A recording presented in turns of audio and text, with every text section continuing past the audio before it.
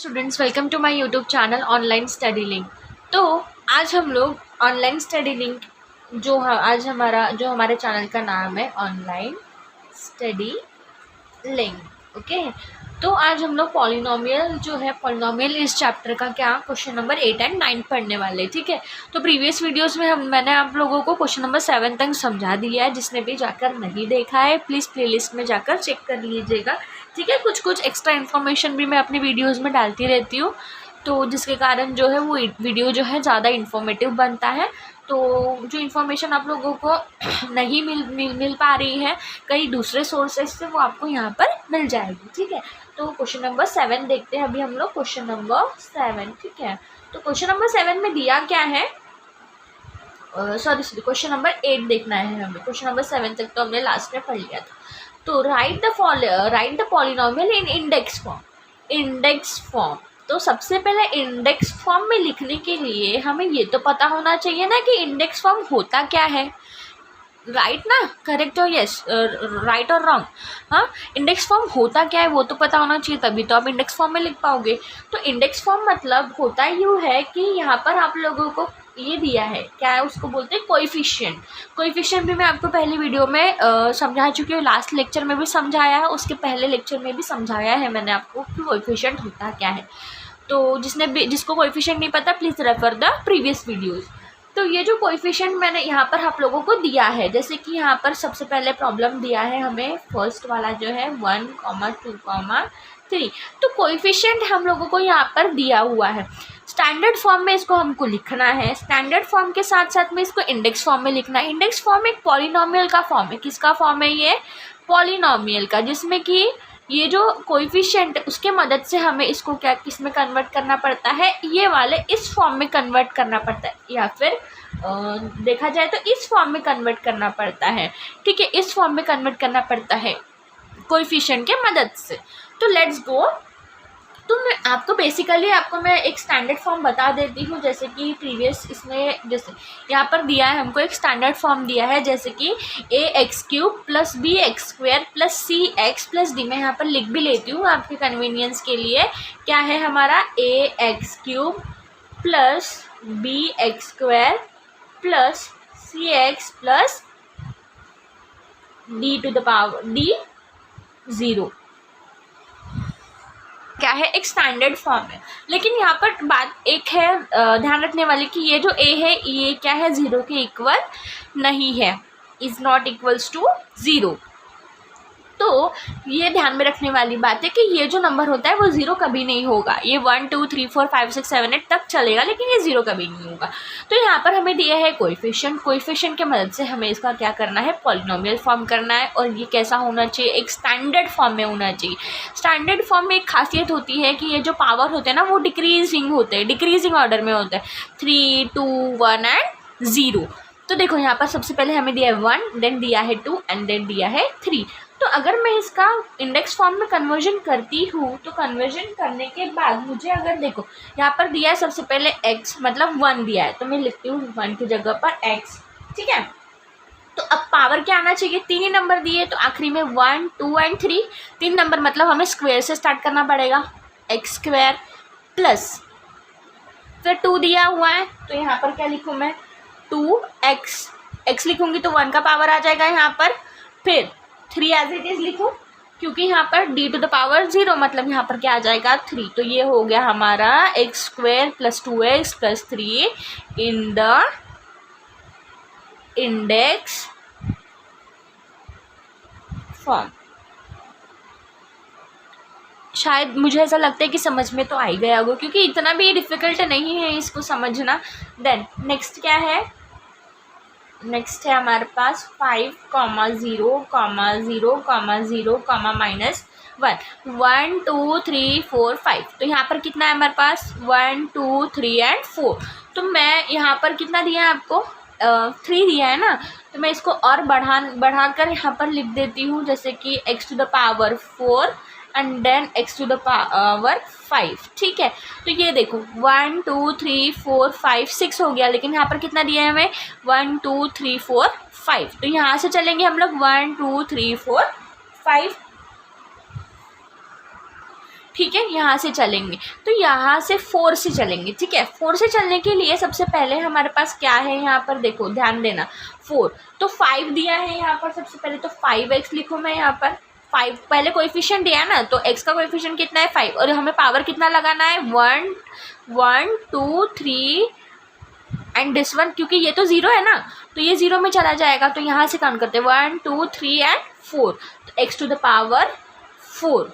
Then ये कैसा है, नेक्स्ट वाला इसका 0 है, तो यहाँ पर लिखने की ज़रूरत है क्या उसको, नहीं। देन चलो आपकी कन्वीनियंस समझाने के लिए मैं लिख लेती हूँ 0x3, लेकिन यहाँ 0 आता नहीं है, ठीक है। देन नेक्स्ट फिर क्या है, फिर से 0 दिया है, x³ के बाद में क्या आता है x to the power 2, then फिर से 0 दिया है, तो यहाँ पर कितना आ जाएगा 0x आ जाएगा, और फिर क्या दिया है यहाँ पर -1, तो ये 0 का कोई मतलब है क्या लिखकर, नहीं है, तो यहाँ पर हम लोग डायरेक्टली लिख सकते हैं x टू द पावर 4 -1, ये हो गया हमारा इंडेक्स फॉर्म।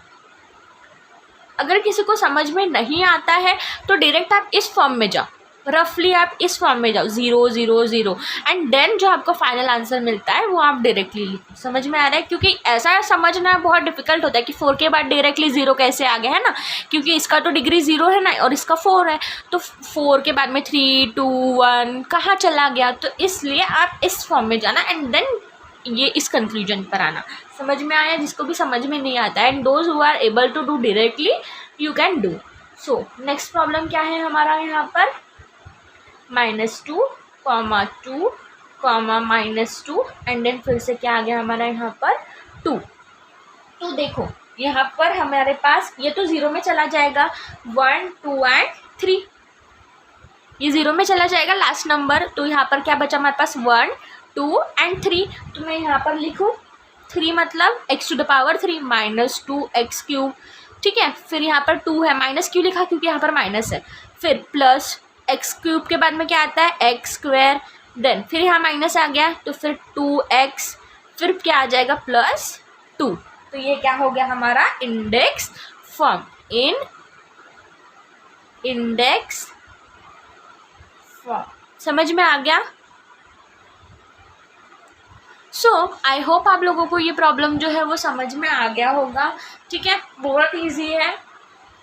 चलो नाउ नेक्स्ट क्या दिया है हमें, राइट द अप्रोप्रिएट पॉलिनोमियल। यहाँ पर हमें पॉलिनोमियल दिए हुए हैं, बहुत सारे पॉलिनोमियल दिए हुए हैं, ये पॉलिनोमियल में से हमें ढूंढ के यहाँ पर लिखने हैं। तो देखो क्वाड्रेटिक मतलब क्या होता है, शायद लास्ट वीडियो में मैंने आप लोगों को बताया है कि क्वाड्रेटिक मतलब क्या होता है, लास्ट वीडियो में क्वाड्रेटिक मतलब क्या होता है, क्यूबिक मतलब क्या होता है, लीनियर मतलब क्या होता है, तभी मैं यहाँ पर शॉर्ट फॉर्म में यहाँ पर लिख देती हूँ यहाँ पर कि क्वाड्रेटिक मतलब जिसकी डिग्री क्या होगी 2 होगी, लीनियर मतलब डिग्री कितनी होगी 1, और यहाँ पर क्यूबिक मतलब डिग्री कितनी होगी, यहाँ पर हो जाएगी 3। अब बाइनोमियल मतलब बाइनोमियल में कितनी टर्म्स आती है, बाय मतलब 2, बाइनोमियल में 2 आएगा, फिर ट्राइनोमियल में कितना आएगा 3 आएगा, एंड देन मोनोमियल में कितना आएगा, यहाँ पर आ जाएगा 1। बाय मतलब 2, ट्राई मतलब 3, मोनो मतलब सिंगल, और यहाँ लीनियर में 1, क्वाड्रेटिक में 2, एंड यहाँ पर डिग्री की बात हो रही है, हाँ यहाँ पर डिग्री की बात हो रही है, और यहाँ पर टर्म्स की बात हो रही है। अंडरस्टूड, तो ये दोनों में डिफरेंस है। तो चलो x+7, यहाँ पर x+7 जो है वो किस में आएगा, x+7 एक एक करके चलते हैं। क्वाड्रेटिक सबसे पहले क्वाड्रेटिक का लेते हैं, ठीक है। तो यहाँ पर अगर मैं क्वाड्रेटिक पॉलिनोमियल की बात करूँ तो क्वाड्रेटिक मतलब कितना, जिसकी डिग्री कितनी होनी चाहिए 2, चलो ढूंढो 2 वाली, तो ये है सबसे पहला x² मिल गया हमें, x², ठीक है। फिर x² के बाद कोई और नंबर है क्या, हाँ है, 2x² + 5x + 10, फिर और कोई नंबर है क्या यहाँ पर, तो है ना 3x² + 5x, 3x² + 5x, तो ये काय में आ जाएगा हमारा क्वाड्रेटिक में, काय में आ जाएगा ये हमारा क्वाड्रेटिक।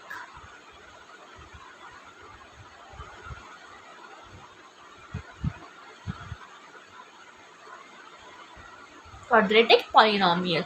सेकेंड की अगर हम बात करते हैं तो क्या है, क्यूबिक। क्यूबिक में क्या होता है, 3 होता है।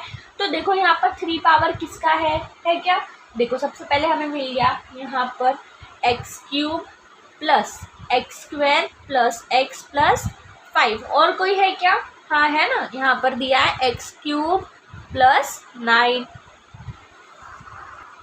और कुछ दिया है क्या, नहीं, ठीक है, और कुछ है नहीं, है ना। तो यहाँ पर ये हो गया क्यूबिक पॉलिनोमियल, ठीक है। देन नेक्स्ट क्या है हमारे पास, थर्ड है लीनियर। लीनियर मतलब कितना होना चाहिए, 1। तो 1 तो इसकी है एक्स प्लस 7। देन फिर और कुछ है क्या, देखो इसका स्क्वायर है, इसका क्यूब है, इसका स्क्वायर है, इसका क्यूब है, इसका स्क्वायर है, तो कुछ है नहीं हमारे पास। तो यहाँ पर हम लोग लिख देंगे इसको लीनियर पॉलिनोमियल, ठीक है। तो चलो अब नेक्स्ट देखते हैं। नेक्स्ट हमारा है बाइनोमियल।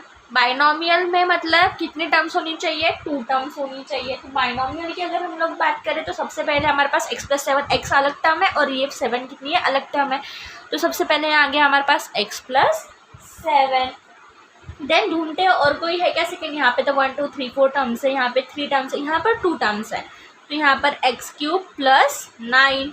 फिर और है क्या हमारे पास, हाँ ये भी है 3x स्क्वायर प्लस 5x। फिर यहाँ पर आ गया 3x स्क्वायर प्लस 5x। ये सारे काय में आ गया हमारे बाइनोमियल, बाइनोमियल, ठीक है।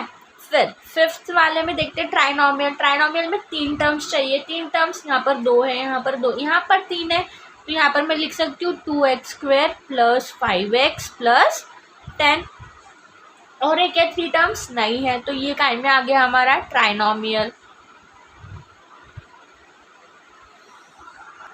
चलो नेक्स्ट क्या है हमारा, लास्ट मोनोमियल। तो मोनोमियल मतलब सिंगल टर्म। तो सिंगल तो एक ही दिख रही है मुझे यहाँ पर एक्स स्क्वायर, तो यहाँ पर ये हो गया मोनोमियल। समझ में आ रहा है। तो इस तरीके से हम लोगों को इसको सॉल्व करना है। तो ये जितना भी हमने यहाँ पर लिखा है वो आप लोगों को यहाँ पर सीरियल वाइज अरेंज करना है, ठीक है। मैंने तो कॉपी में लिखा, आप लोग यहाँ पर बुक में भी कर सकते हो, बुक में ही करना है एक्चुअली वो। तो ठीक है, आप लोगों को अगर हमारा वीडियो पसंद आ रहा है तो प्लीज़ हमारे चैनल को सब्सक्राइब करिए, लाइक करिए, ज़्यादा से ज़्यादा शेयर करिए। Thank you.